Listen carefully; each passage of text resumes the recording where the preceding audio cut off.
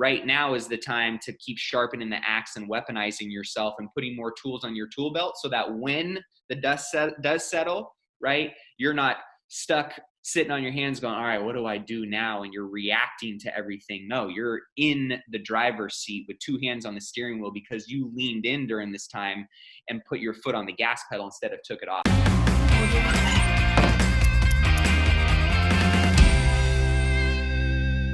Welcome to the Wheelbarrow Profits Podcast. My name is Gino Barbaro, co-host of the Wheelbarrow Profits Podcast, and I'm here with my buddy Joshua Ryan Rusin, who is flying in for Jake Stenziano. Josh, how you doing today, bro?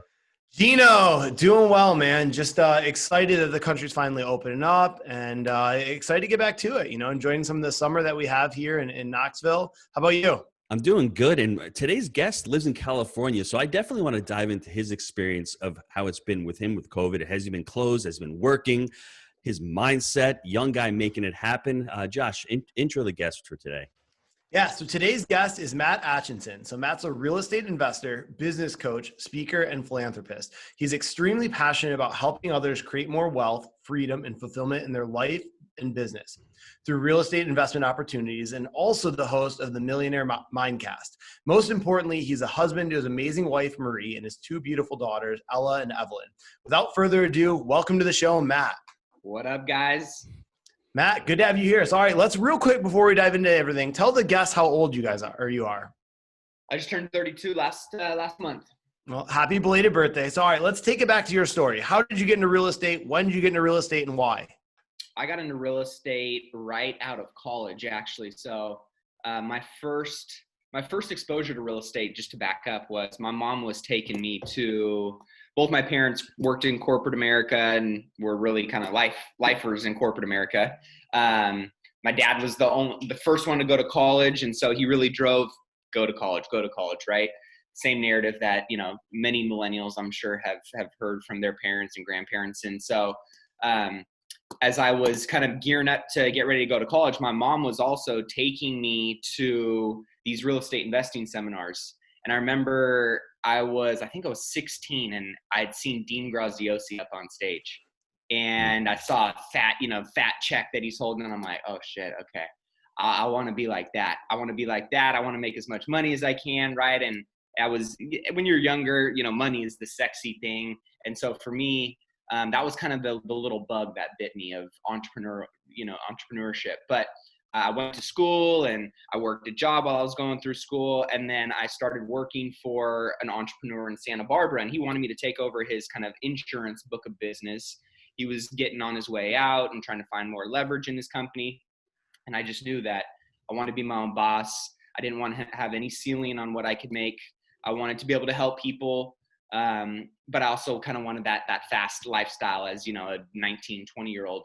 And when I graduated, I was interviewing for $30,000, $35,000 a year jobs, right, with this expensive ass piece of paper. And I'm like, well, shit, this isn't going to get me to where I want to go. This isn't going to help me achieve the goals that I want to achieve. And I ended up finding a Craigslist ad, right? Mentor will help you make $10,000 a month. And I'm like, oh shit, that sounds good, right? I'm living at home, broke. I had no money in my savings account, all this, debt. And that's how I actually found my first mentor. Mind you, this was a mentor that I worked for 10 months. And I think it was right around 80 to 90 houses that I helped him flip. And this was back in 2010 when you could sneeze and come across a discounted, right, distressed opportunity. And so I was doing all of the flips for him and the project management. And then I ended up getting my real estate license, and I saw that he was clipping, 50, 60 on a property. I was making literally nothing.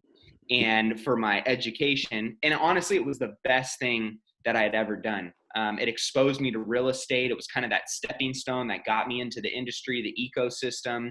And I knew that real estate was kind of going to be my path to building a career. So I started a real estate team. Long story short, within 4 years, we had done a little under 300 million in sales, and we're Wall Street Journal top 1,000 team. But I was grinding my ass off. And I ended up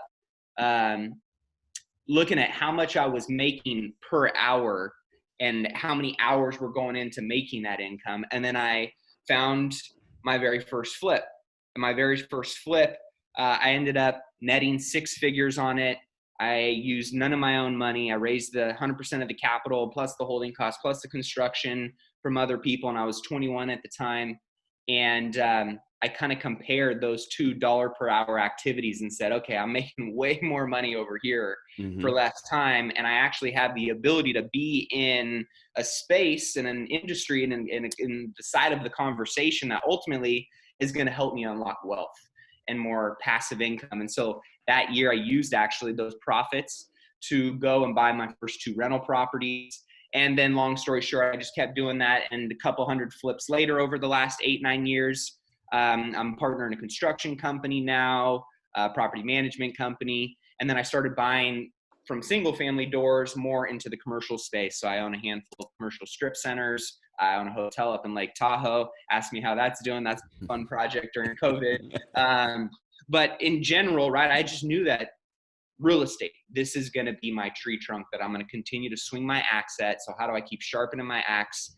And that has kind of been the business that, I've been side of the business that I've been playing in real estate for, the last going on 11 years. Matt, let's get back to the college years. Looking back at it now, would you have gone back to college, or would you have said, you know what, I'm going to take that money and invest in real estate? I would go back to college. And the reason I would go back to college ultimately has nothing to do with what I learned in college from an educational perspective. It's more so, in my opinion, college was one of the best experiences of my life. It was how I grew into a man and started learning responsibility. And more so than anything, it taught me this ability that once you commit to something, you follow through on it. It's a game of stamina. And that's ultimately, as an entrepreneur, as a business owner, it is a game of stamina. And you have to know what race you're running and when you need to be sprinting and when it's a marathon. And so it really helped me transition with the right mindset of how do I go out, right, and start doing the things that I want to do, but also understanding there's commitments attached to anything you want in life. And so for me, right, I got to socialize myself. I got to have fun and have all the great experiences. But ultimately, I worked for 4 years while I was going to college, still having fun. I don't know how I survived Santa Barbara, but I made it out alive. But it built this innate grit within me that I knew, as somebody that was responsible for getting my education and working a job and paying my bills, I wouldn't have built that up if I was ultimately just going right into some of the areas that people want you to go into. So for me, I would say yes. And again, it's not for everybody. And I'm really not pro higher education, to be honest, because I see how many people it's put behind the 8 ball. But with that being said, it was something that added a lot of extra tools on my tool belt and helped weaponize me to get to that next stage of life. So I'd like to pull out a couple of facts that you glossed over. First of all, you came from a great family. You came from a family that expected you to go to college. You worked 4 years. So you finished in 4 years, not like my co-host over there who took 5.5 years to finish and got a ton of debt. I'm not criticizing, bro, but it's a big difference, right? So someone who's really focused on it and says, I'm going to go to college, I'm going to work through it, I'm going to get it done in 4 years. I have a system. I have the reasons why I'm doing it. Those are the people that should go to college, not the ones that are going like, I'm going to get a communications or I'm going for diversity studies. That's not going to create any kind of skill set for you. I mean, like you have to go to college with an end goal in mind, with going there to wanting to finish on time, putting a little bit of hard work into it. And you know what, when you have the debt, your first idea is when you get out of college to kill that debt. I think that's important. So I think everyone, don't gloss over it. I love what Matt says about it. I had the same experience over, 20 years ago when I went to college. I loved it. I learned about finance. I learned that I hated accounting. I learned that I hated certain subjects that I didn't want to do. So it was really important. I think nowadays, when you go to college, you're more of a corporate. You're more of a W-2. You're building somebody else's dream. And I think, Matt, you realized that you didn't want to build someone else's dream. You wanted to build your own dream, which I think is important. So you started the Millionaire Mindcast podcast. What is that all about? Millionaire Mindcast podcast is ultimately a podcast that helps people build wealth in all areas of their life. So I went to, as you know, GoBundance. I've been a part of GoBundance, which is a mastermind group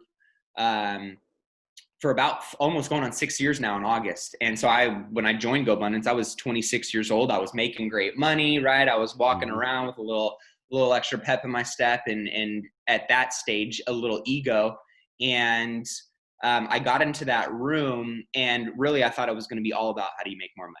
And then through some of those conversations, started realizing that, man, building wealth is far beyond what dollars can buy you. There was really two people I saw in that room. There was one side, there was the person who their money and how much they had in their bank account ultimately was their entire identity, but they were financially abundant and sucked as a husband, and they didn't spend any time with their kids, and they didn't take care of their health, and they really didn't care about anybody else but themselves. And then there was this other group who kind of lived like millionaires in all pillars of their life. As much as they were drivers in their business and making as much money as they could, they were also equally as driven in finding ways to give it back and make an impact with it, spending time and being a better husband to their wives and father to their kids and leader in their businesses and in their communities. And they took their health seriously. And so I was like, man, I felt like I'm a pretty affluent dude. Like, I have access to resources and people and conversations. And I've always believed you grow into the conversations around you.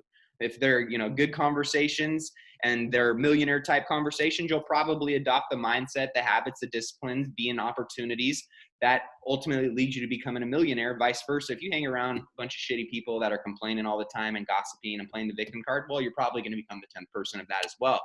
And so I'd realized that I don't have access to these kinds of conversations. And if I don't have access to these kind of conversations, right, as somebody who comes from some privilege, well, how many other people don't have that? And how could that make a difference in their life? And so I started interviewing as many people that were not just financially abundant in the financial pillar, but were millionaires in all areas of their life. And it kind of just became, one, selfishly like, hey, I want to learn from myself. Two, I wanted to share that wisdom with other people. And three, it became this amazing networking and mentorship tool. And I just did it as a pure passion and side project. And now going on almost 4 years of that, we've been ranked in top 25 in iTunes, on entrepreneur podcasts, top 50 in business podcasts.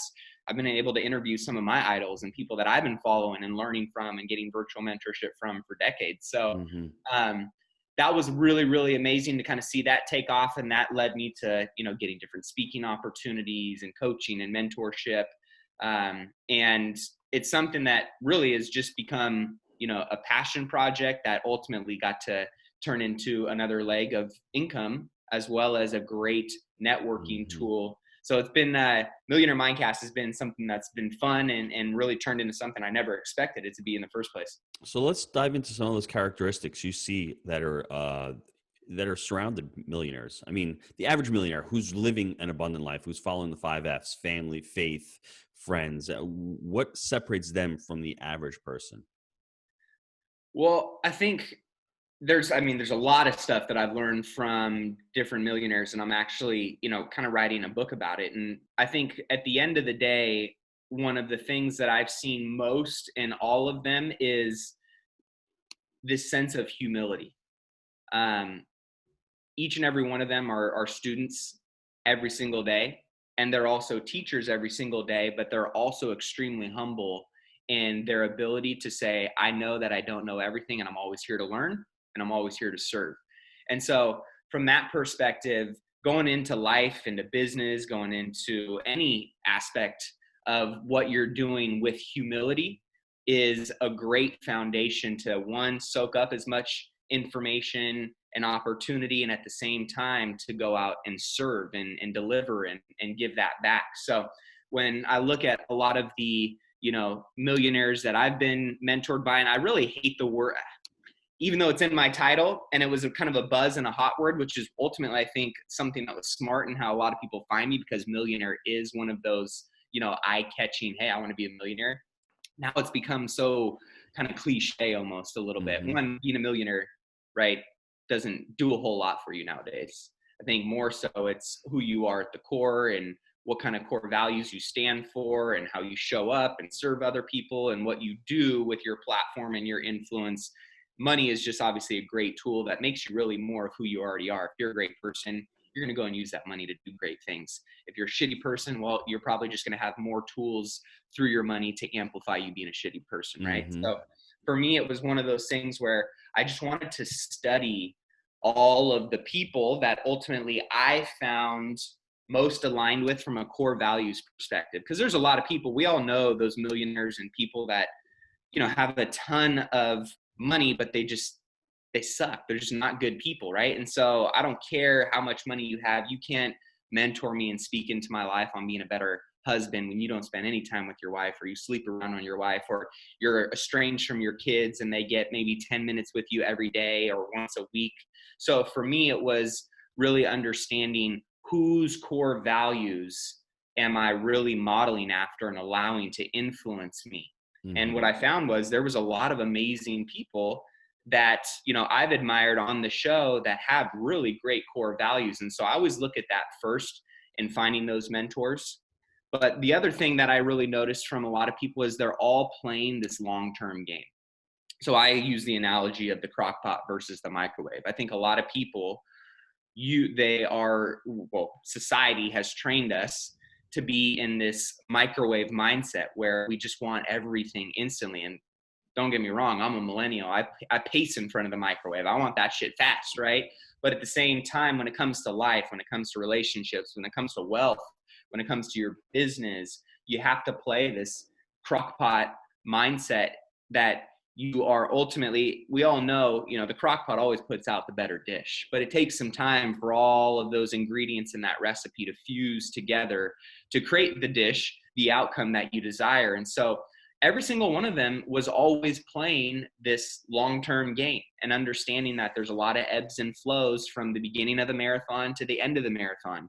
Many strategic sprints that you got to be on, right? But at the end of the day, it's a marathon.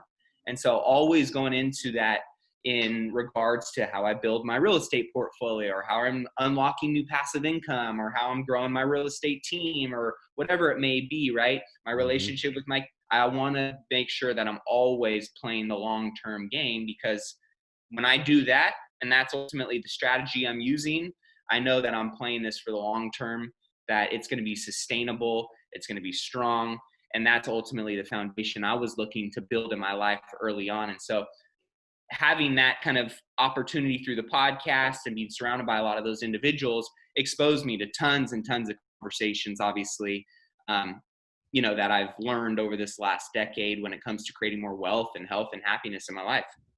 So you've mentioned a lot of things there. What I want to ask you next, before I ask you though, I think transactions pay the bills, equity makes you rich. Yeah. And I think it's really hard for people to get into multifamily because you're not going to get rich in 6 months. You may get rich in 3 or 4 years. It's going to take you time. I just think you have to have a really clearly defined plan. You're talked about core values. You've talked about mission statements. I think that's some of the ways that you can get into real estate. Can you give us a couple other examples? Mentorship is really important. Of, let's say I'm listening to the podcast, I want to get into real estate. I don't know where to go. I don't know if it's single family, fix and flip, wholesaling, self-storage. How do I start, Matt? I mean, I think the mentor is a great place because education times action always equals results. That's what we talk about. But what else do I need to do to get into real estate? Well, to get into real estate, I always say it's really 3 things. And this is just my opinion, is number one, you kind of talked about the mentor, right? The mentor is the greatest life and business hack, in my opinion. I wouldn't be where I'm at 32 if it wasn't for people that are way smarter than me, way more resourced than me, way more experienced than me, that ultimately sent the elevator back down and shared that wisdom, those experiences, those resources, those opportunities with me. So it helped me shorten my learning curve as to, hey, where do I want to plant my flag in real estate, right? Okay, now that I plant my flag here, okay, avoid a lot of these mistakes that we've made over the last 20 years, right?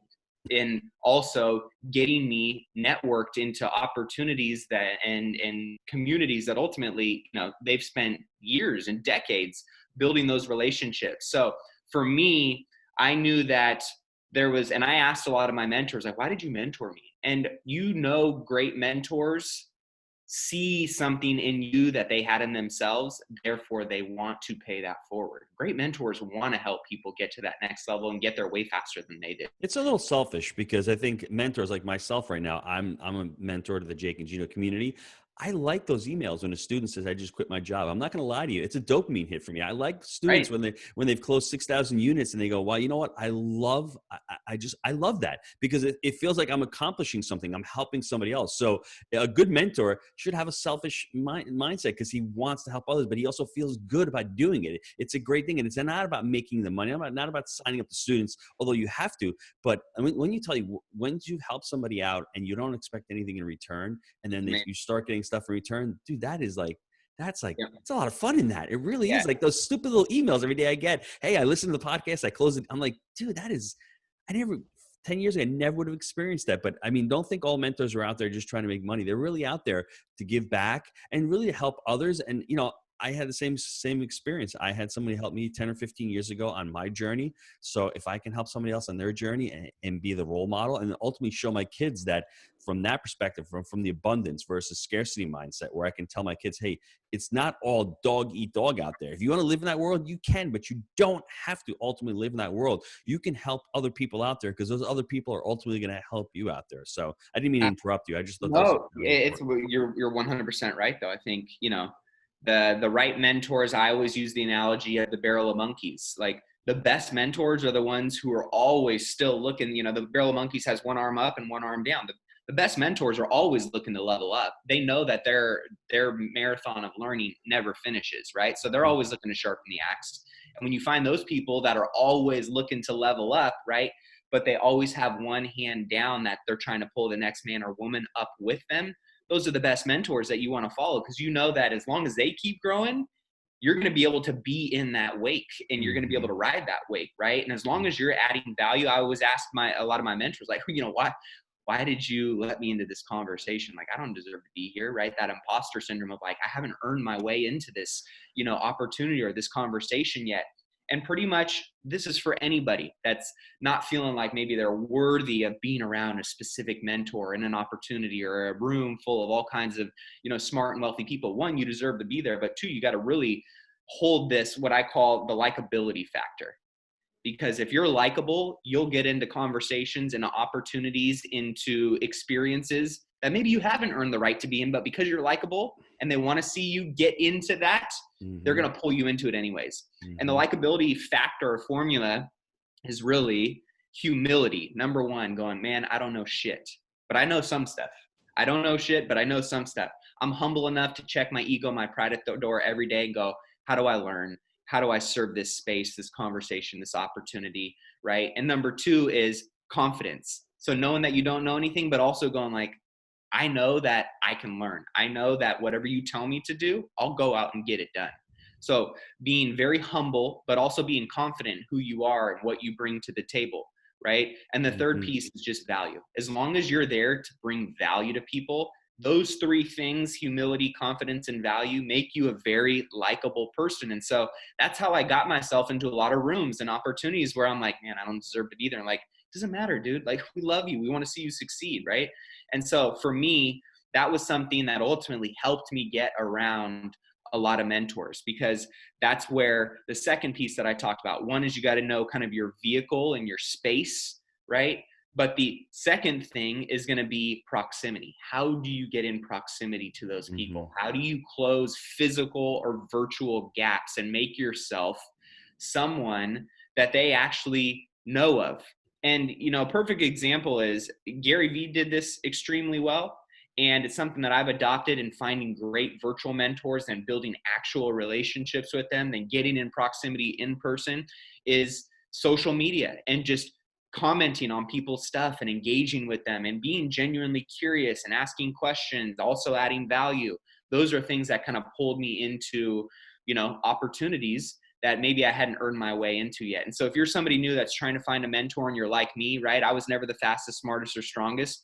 I was just a really hard worker, but I also made myself of value and of service to other people. And that got me in proximity in the ecosystems of many people that are way smarter, faster, stronger, experienced, capitalized, resource, right, than I was. And so that expedited my journey to get to certain milestones that maybe take people a little bit longer. So that's why I'm a big fan of mentorship, is going, who's got the business, who's got the reputation, who's got the, family, who's got the whatever it is that you admire, and it's aligned with your core values and congruent with who you are and what you're looking to accomplish. Once you get clear on who that person is, then you just got to find a way to close the gap and get into proximity and get into their world and become create some awareness around who you are and just show up consistently for that individual.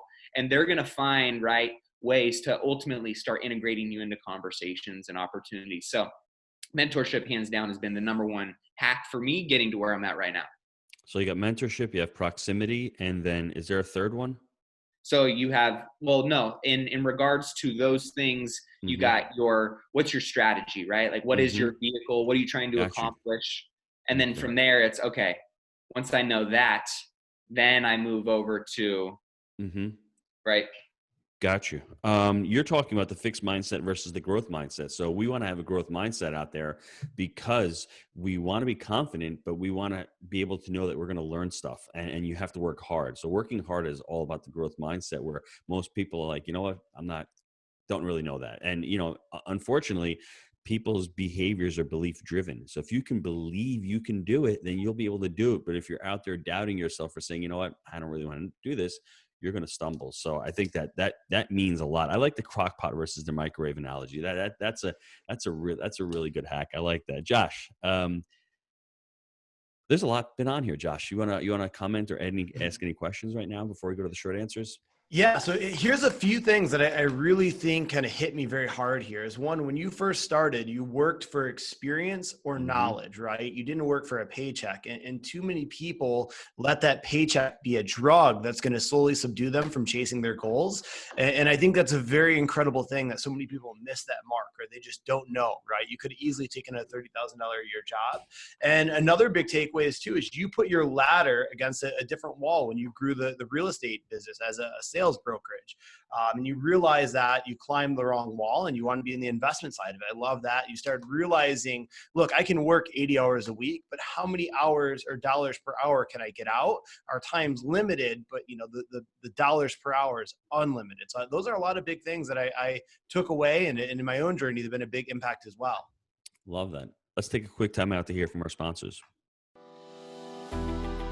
At Rand Capital, we're focused on providing the best financing option for each deal and every client. Our personalized service, along with our blue-collar work ethic, will give you the peace of mind to know that we will take the stress out of the financing process so that you can focus on other aspects of your business. For more information and to find out how Rand Capital can help you find the best loan for your deal, visit randcapllc.com to start the conversation. All right, Matt, I got some short answer questions for you. So, all right, obviously you're crushing it. Biggest habit for success and why? For me, it's been my daily journal. And so I've got a planner, actually created a planner about 6 years ago out of necessity for myself. And for me, my natural personality profile, and as many entrepreneurs are, right, is we're bouncing, off of walls and we're moving from one thing to the next. And one of my early assistants told me, she goes, if you want me to run this marathon with you, you need to quit chucking bowling balls over your shoulder, and you need to learn how to hand the baton off so I can run in stride and keep up with you. And so for me, I said, man, I got to create more, I got to work within a framework, a structure that keeps me, one, organized with my calendar, but two, also keeps me aware of what are my habits, my morning habits, my evening habits. What does my routine and rhythm look like? And so I kind of started to gamify, myself and trying to hack myself a little bit. And so my planner, the Rich Life Planner, which is available at therichlifestore.com, that was the number one tool that at least enhanced my awareness around when I'm optimized and working at my best and when I'm kind of off my game or when I'm distracted. And so over the years of just honing in on what kind of that formula is for me, I now know when I'm operating at 90% better, I know very clearly exactly what I am doing. I mean, I could tell you what I'm doing in those moments because I've been engaged with both hands on the steering wheel, and through that process, right, just enhance my awareness to know when I'm in my groove. So that way I can double down on those things and also know when I'm kind of off, my groove, and when I can course correct and go back to those things. So the planner, hands down, has been the number one awareness tool that also allows me, kind of the analogy of saying, hey, if I'm trying to bowl strikes down a bowling lane, my planner is my bumpers that keep me from going in the gutter. Josh, I never chuck bowling balls, right, Josh? Never do that, right? Love it. Yeah, no, I definitely can relate to that a lot. What about the best deal you've ever done? Best deal I've ever done was a property out in the Bay Area. It was a house in San Francisco that I ended up locking up under contract. I was going to end up flipping it, but I ended up getting a multi-six-figure wholesale fee off of one deal and maybe two hours altogether of work. Oh, wow. Yeah, that's nice. All right. What about favorite book? Favorite book is, I mean, the number one that comes to mind, and I read it once a year, is Jocko Willink in Extreme Ownership. That book right there for me has so many great leadership lessons, but at the root of it, right, just when we own every aspect of our life and nothing else is anybody else's fault except our own, right, it just shows that you are taking true accountability for all aspects of your life. And I know the people that I admire who do great things, who make mistakes, but also get back up, they take accountability for every aspect of their life. And so for me, that book is something that I will always go back to. It's what I give any new employee that comes into my company to read. Extreme Ownership, hands down, one of my favorite books. I think a lot of more people should be reading that book. I mean, prioritize and execute, and really, ultimately, it really isn't even for leadership. If you want to lead your family, or you want to be a better employee, or you want to be a better entrepreneur, whatever that may be, I think ultimately, if we're not responsible for our own actions, there's no hope for us to solve them, right? If I'm blaming you for my problems, I can't look within myself and say, he's not the problem. He may be part of the problem, but he's not the entire problem.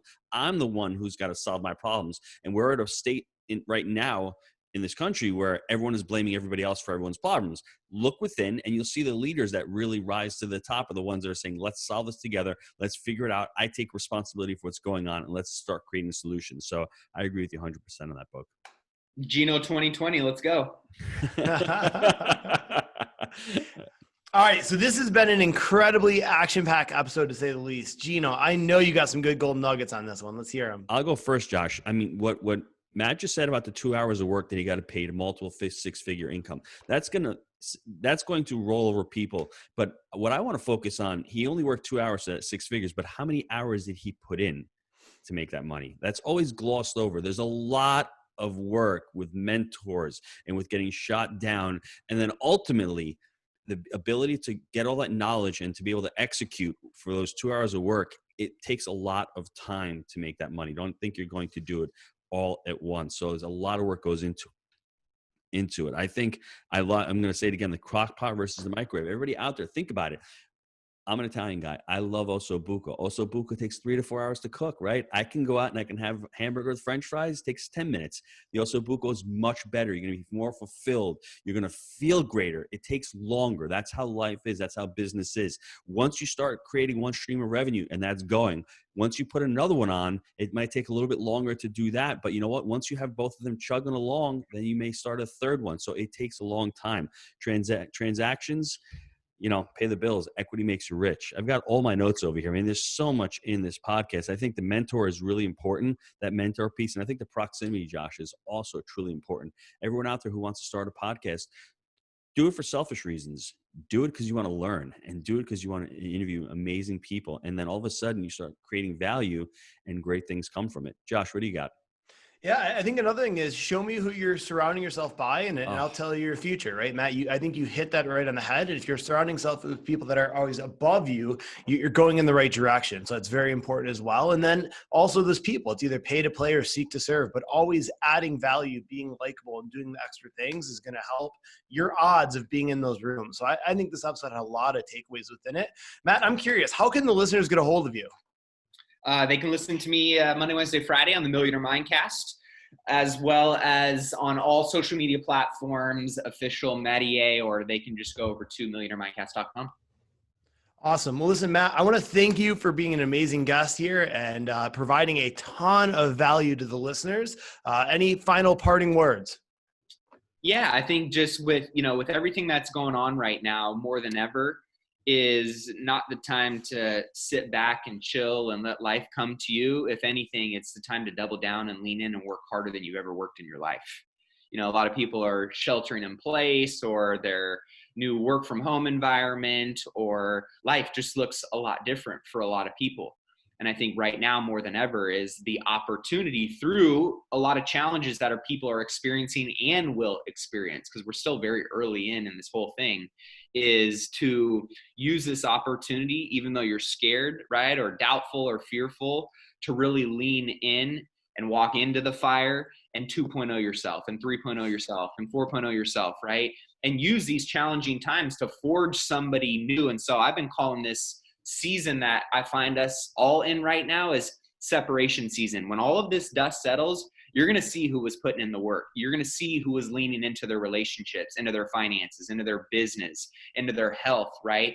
And they're going to separate themselves, one, from the old person that they were pre-COVID, right? But they're going to separate themselves from everybody else that's sitting on their hands right now. Mm-hmm. That's just watching the news and complaining about this or that. When the dust settles, you're going to see this new landscape. It's like sitting down to a board game pre-COVID, and as this atomic bomb of coronavirus was dropped off on the horizon, and all the ripple effects and aftershocks make their way, through and into our lives and our businesses and industries, right? Once all the dust settles, you're going to see that the board game that you were playing of life, of business, of finances, of health may look completely different after post-COVID. And so you got to learn new strategy. You got to learn who the new board, the new members on the board are and what they're playing and what they're doing, and figure out based on your goals and what you want to accomplish and what you want to achieve, right? How do you play this new game?